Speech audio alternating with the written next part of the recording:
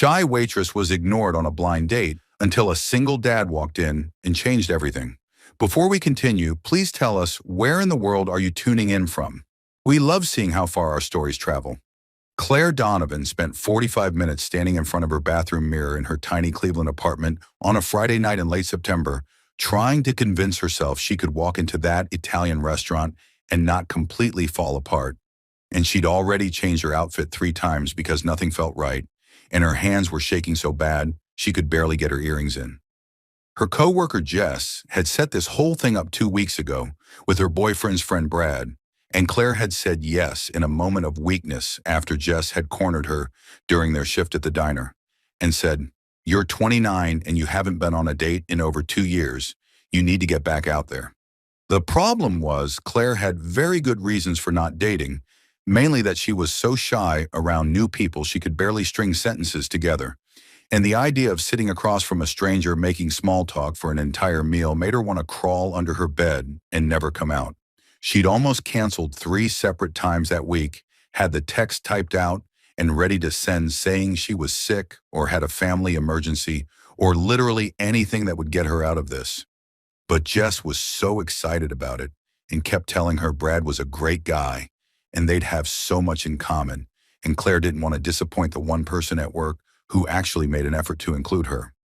So here she was at 7:25 wearing the blue dress Jess had approved via text and trying to remember how to breathe like a normal person. And she gave herself one more pep talk in the mirror that went something like, "You can do this, it's just dinner. 2 hours maximum, you've survived worse."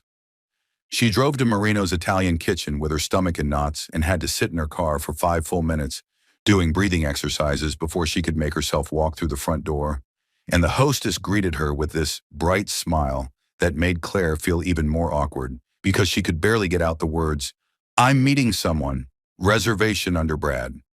Brad was already sitting at the table when the hostess led her over, and Claire's first thought was, he looked exactly like his picture, which was good, but her second thought was he was scrolling through his phone and didn't even look up when she approached. She stood there for a solid 3 seconds before he noticed her and said, "Oh, hey, you must be Claire," without actually standing up or putting his phone down, and Claire felt her face get hot the way it always did when she was uncomfortable. "Yeah, hi, nice to meet you." She managed to get out while sliding into her chair, and Brad gave her this quick once-over and said, "You look different than your picture," which wasn't exactly the opening line she'd been hoping for. Claire tried to laugh it off.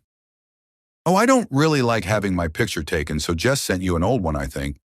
And Brad just nodded and went back to his phone. And they hadn't even been sitting together for 2 minutes and she already wanted to disappear.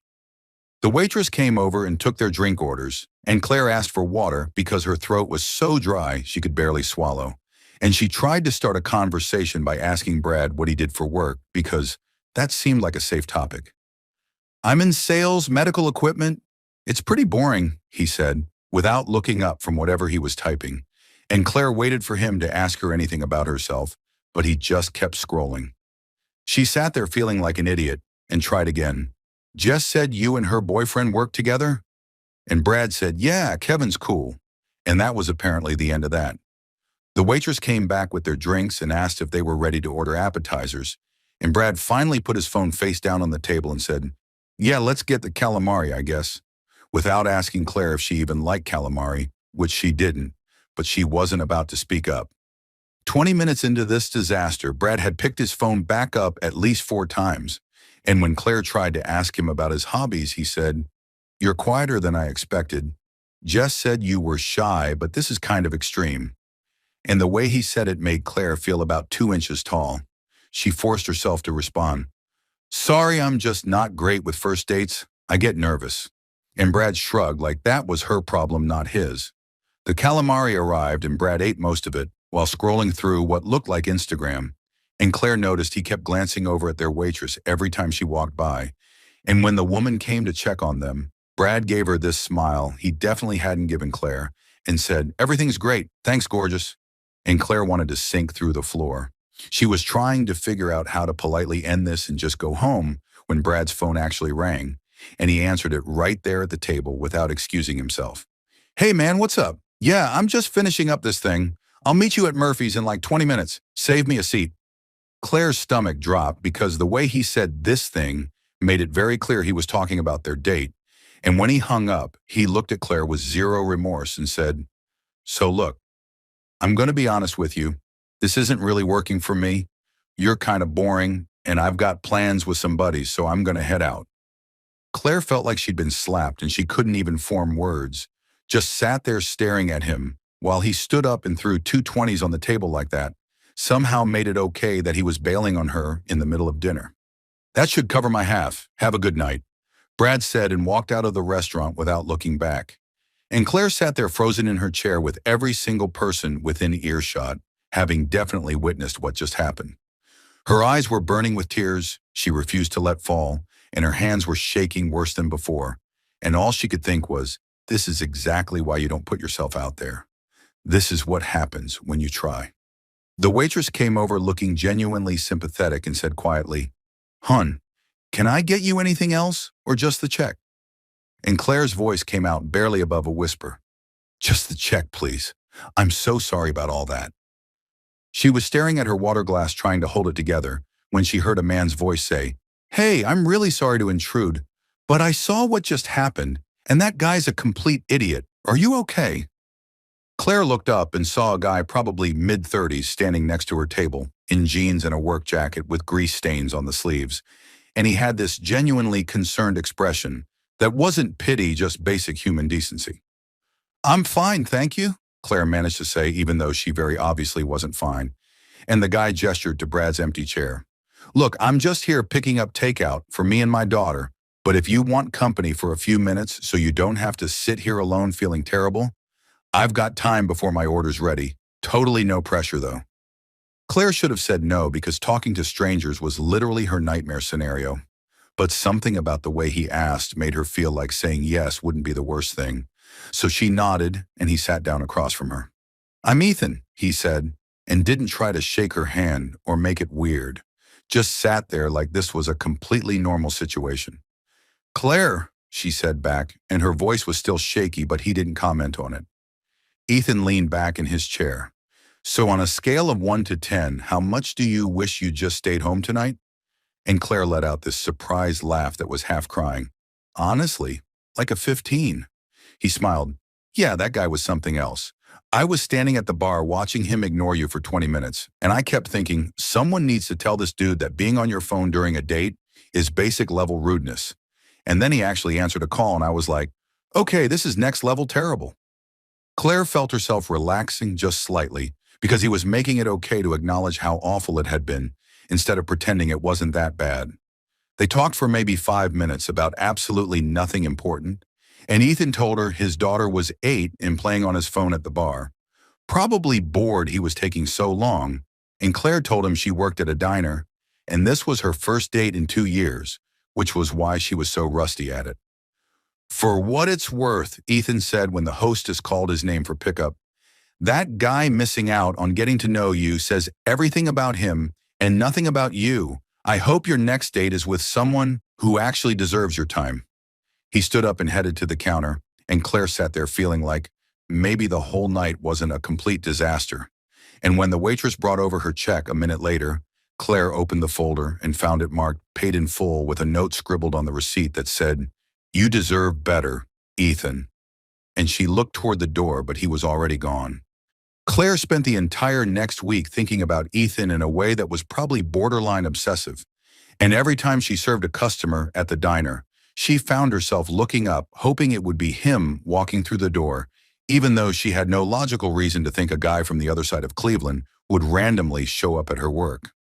She told Jess about the Brad disaster the next day during their shift, and Jess had been appropriately horrified and apologetic.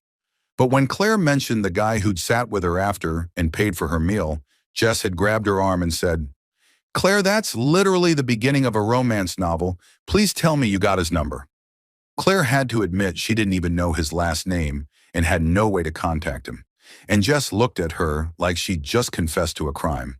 The Italian restaurant staff couldn't give out customer information when Claire called them Tuesday afternoon, which she understood but also found incredibly frustrating because how else was she supposed to find someone who'd showed up exactly when she needed kindness and then disappeared like some kind of fairy godfather.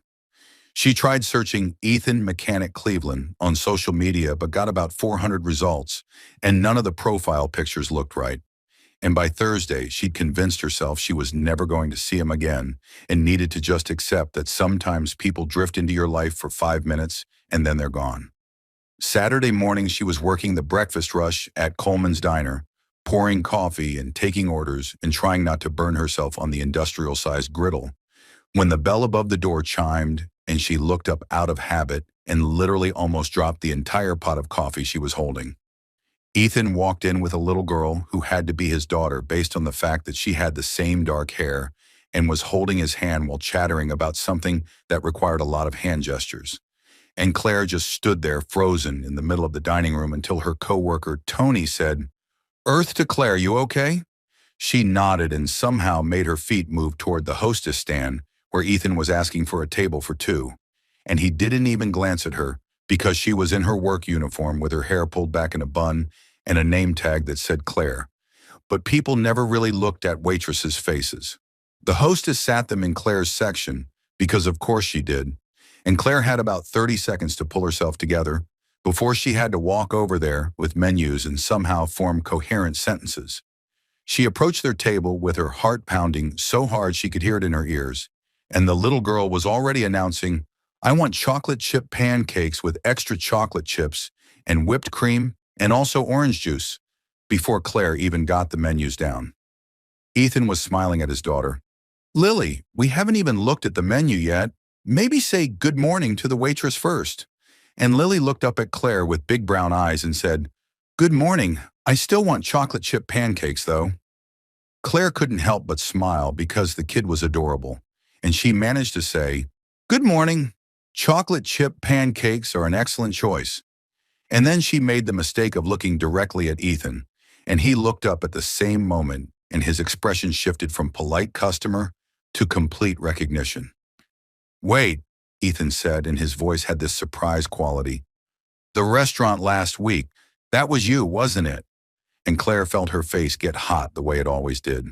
"Yeah, that was me. Small world," she said, and her hands were shaking slightly while she held her order pad. Lily looked between them with kid radar for interesting adult stuff. "Do you guys know each other? Are you friends? Did you go to school together?" And Ethan redirected smoothly. "We met briefly last week, and right now I think she's trying to take our breakfast order, so let's not bombard her with questions." Claire appreciated the save and took their orders. Lily's complicated pancake request, and Ethan's simple coffee and scrambled eggs. And when she walked away to put the ticket in, she had to stand by the kitchen for a minute, just breathing, because what were the actual odds? Over the next few weeks, Ethan and Lily would show up for Saturday breakfast, and Claire started to realize that the version of herself that showed up at work was way less shy than the version that had to navigate social situations without the safety net of her job. She could talk to Lily about second grade and the hamster in her classroom named Professor Whiskers. She could ask Ethan how his week was while refilling his coffee, and somehow the uniform and the context made it feel less scary. Ethan mentioned during week 2 that he ran an auto repair shop on the east side and had Lily every other week when he wasn't sharing custody with his ex-wife, and Claire found herself looking forward to Saturdays in a way she never had before. Week 4. Ethan started showing up alone on Wednesday afternoons during the slow period between lunch and dinner rush, and he'd sit at the counter with coffee and the newspaper doing a crossword, while Claire wiped down tables and prepped for the evening shift.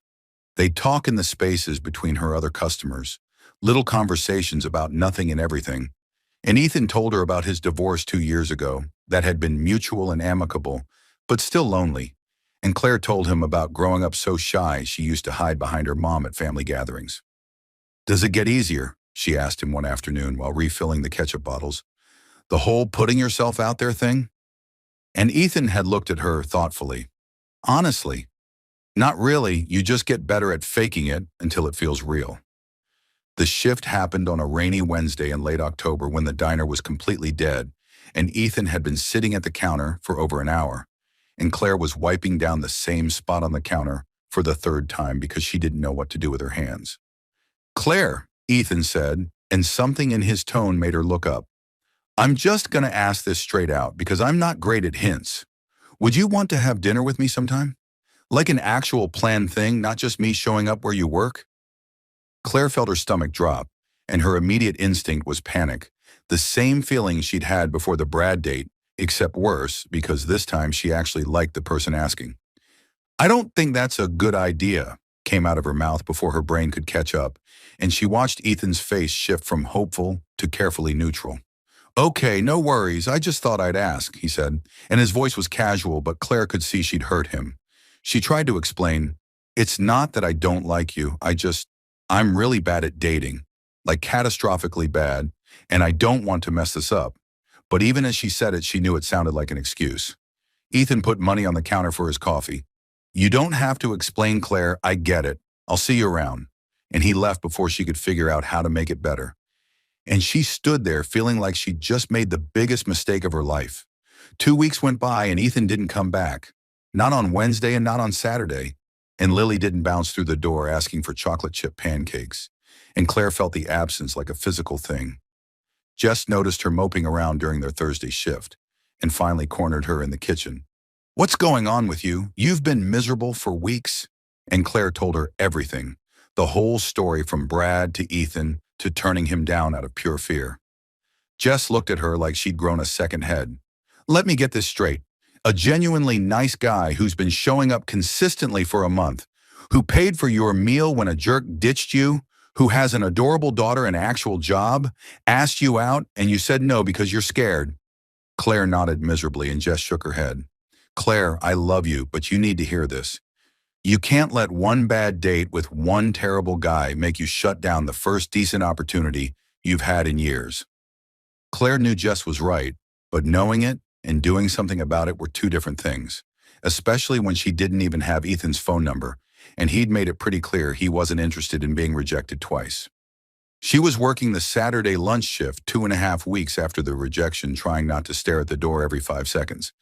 When the bell chimed and Brad walked in with a blonde woman who was definitely not Claire, and they were laughing about something, and he had his arm around her like he was God's gift.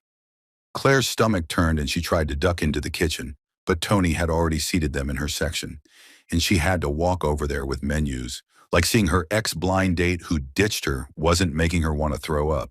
Brad looked right at her when she approached the table and just said, "Coffee for both of us," like she was furniture. And Claire realized this man had humiliated her and now treated her like she was invisible. She took their order on autopilot, and when she walked away, she made a decision that had been building for 2 weeks. She was done letting fear and shyness run her entire life. She was done letting guys like Brad make her feel worthless and guys like Ethan walk away because she was too scared to take a chance. Her shift ended at 3 and she went straight to the Italian restaurant where this whole thing started, walked up to the hostess and said, "I need a huge favor, and I know this is weird, but there was a guy who orders takeout from here a lot. His name is Ethan, and he has a daughter. Do you by any chance have his phone number or know where he works?" The hostess recognized her from the Brad night, and her expression softened. "I can't give out numbers, but he orders from the same auto shop, Rivers Auto Repair on East 65th. It's probably his place." Claire thanked her and drove across town with her heart in her throat, and when she pulled up to a garage with a faded sign that said Rivers Auto Repair, she sat in her car for a full 2 minutes, trying to remember how to be brave. Claire walked into Rivers Auto Repair at 3:45 on a Saturday afternoon, and the place smelled like motor oil and metal and hard work. And there were 2 cars up on lifts and tools scattered across workbenches and someone's boots sticking out from under a blue sedan. She stood there in the doorway, feeling completely out of place in her diner uniform, with her heart pounding so hard she thought she might actually pass out. And she was about to turn around and leave when the boots moved and Ethan rolled out from under the car on one of those creeper things mechanics use. He was covered in grease and didn't see her at first, just stood up and grabbed a rag to wipe his hands. And when he finally looked toward the entrance and registered who was standing there, his entire expression went from surprise to guarded in about 2 seconds. "Claire," he said, and his voice was carefully neutral, "what are you doing here?" And Claire's mouth went completely dry because She'd rehearsed what she was going to say the entire drive over. But now that he was standing in front of her, every single word disappeared from her brain. She forced herself to take a step inside. I know this is weird, and I probably should have called, except I don't have your number, but I needed to tell you something, and I couldn't wait anymore. Ethan set the rag down on the workbench and crossed his arms. Not in an angry way, but definitely in a protective way. Okay, I'm listening. Claire took a shaky breath and just said it before she lost her nerve. I made a mistake when I said no to dinner. I wasn't saying no because I don't like you. I was saying no because I was terrified, and I've regretted it every single day for the past 2 weeks. Ethan's expression didn't change, and he didn't make this easy for her. Claire, I appreciate you coming here to tell me that, but I can't be the guy you practice being brave with and then bail on when it gets hard. I've got Lily to think about, and I can't do halfway. Those words hit Claire like a punch because they were fair, and she deserved them, and she felt tears starting. But she blinked them back because she hadn't driven across town to fall apart. I know you can't, and I'm not asking you to, but I need you to understand something. Her voice was shaking, but she kept going. I've been shy my entire life, like debilitatingly shy. The kind where I've turned down job opportunities and lost friendships and avoided every chance at a relationship because I was too scared to put myself out there. And I'm so tired of living like that, Ethan. I'm tired of letting fear make all my decisions for me. Ethan's arms uncrossed slightly and Claire could see she was getting through to him, so she kept talking. That night at the restaurant when Brad walked out on me, I felt like the smallest, most invisible person in the world.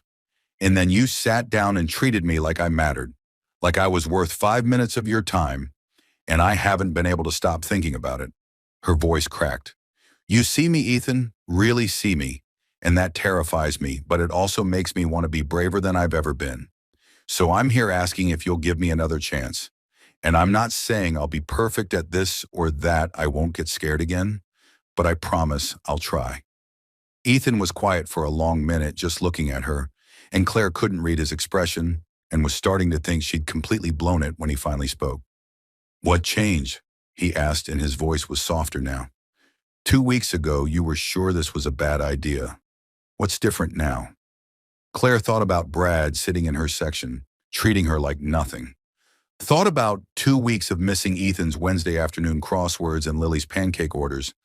I saw the guy who ditched me at the restaurant. He came into the diner with another woman and treated me like I was nothing. And I realized I've been giving power to the wrong people. I've been letting guys like him make me feel worthless while pushing away guys like you who actually see value in me. And I don't want to do that anymore. Ethan stepped closer, and Claire could see the grease stains on his work shirt and the way his hair was sticking up from being under the car.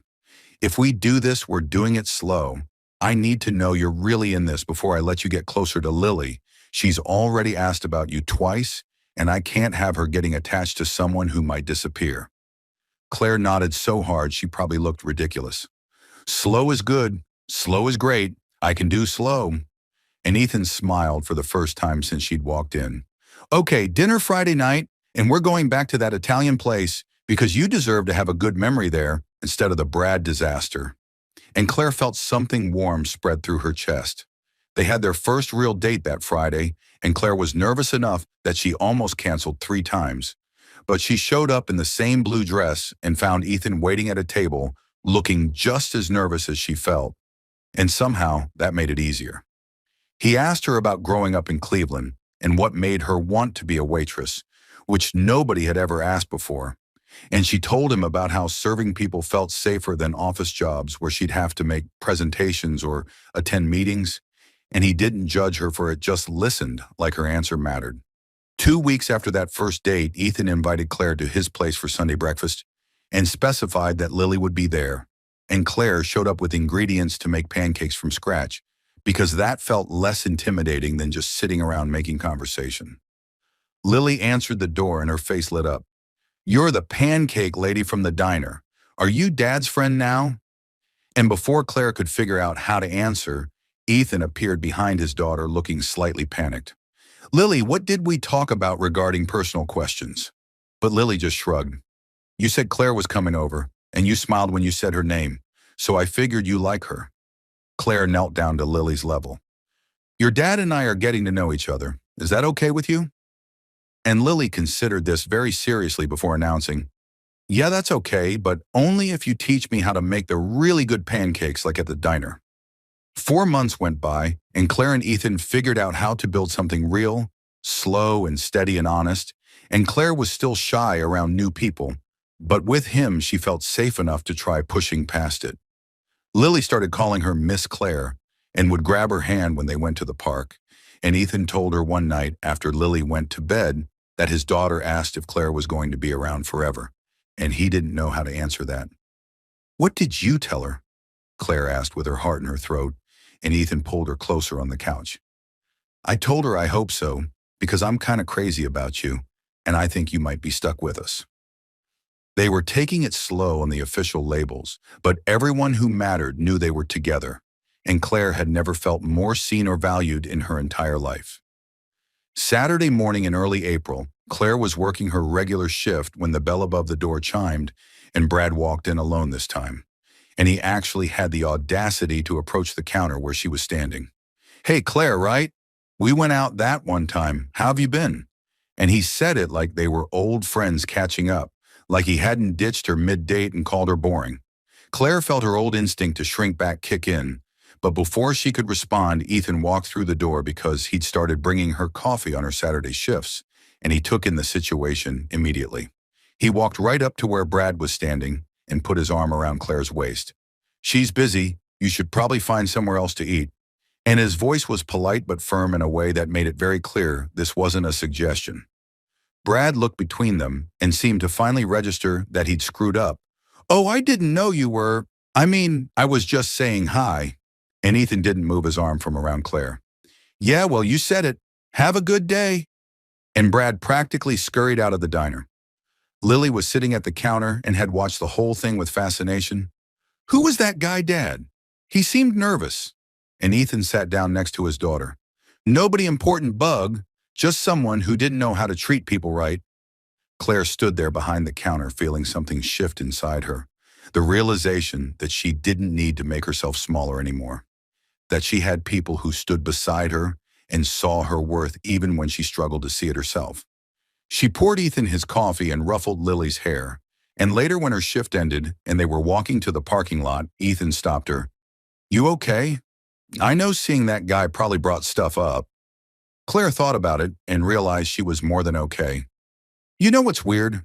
2 years ago that would have destroyed me, but now it just feels like proof I made the right choice. He's still out there treating people like they're disposable, and I'm here with someone who makes me feel valuable. I think I won." Ethan kissed her forehead. "You definitely won, and for what it's worth, I'm the one who got lucky. You walked into my life on the worst night and turned into the best thing. Sometimes the worst moments lead you exactly where you need to be, and sometimes being invisible to the wrong person means the right person finally sees you clearly." Claire learned that courage isn't not being scared, it's showing up scared and doing the hard thing anyway. And real love doesn't ask you to be perfect, it just asks you to be honest.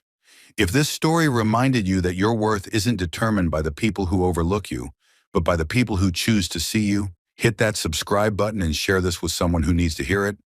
Drop a comment about where you're watching from, and tell us about a time you almost let fear win, but chose brave instead. We love hearing from you.